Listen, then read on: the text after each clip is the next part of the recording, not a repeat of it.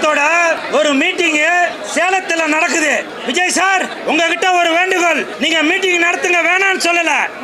ஆனா அத வெள்ளிக்கிழமை அன்னைக்கு நடத்தாதீங்க. இன்னைக்கு வெள்ளிக்கிழமை அன்னைக்கு 10-12 படம் ரிலீஸ் ஆயிருக்கு. நீங்க ஒரு நடிகர், உங்களுக்கு தெரியும் அந்த ப்ரொடியூசரோட வழி என்ன, இயக்குனரோட வழி என்ன அப்படின்றது.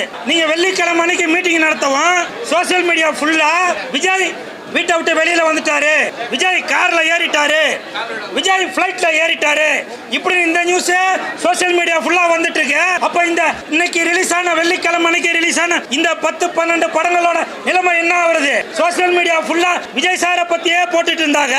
இன்னைக்கு ரிலீஸ் ஆன படங்களோட நிலைமை என்ன?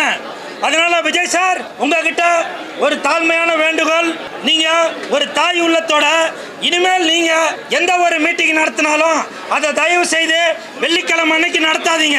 வெள்ளிக்கிழமை அன்னைக்கு நீங்க நடத்தினாங்க, நீங்களும் சினிமால இருந்து வந்தவங்க தான், அதனோட வழி என்ன அப்படின்றது தெரியும். அதனால வெள்ளிக்கிழமை அன்னைக்கு நீங்க வச்சீங்கன்னாக்க சோசியல் மீடியா ஃபுல்லா விஜய் சார் வராரு, விஜய் சார் போறாரு, விஜய் சார் பிளைட்ல ஏறாரு, இறங்குறாரு, கூட்டம் அவ்வளவு வந்துடுச்சு, இதே தான் நியூஸ் ஆகுது.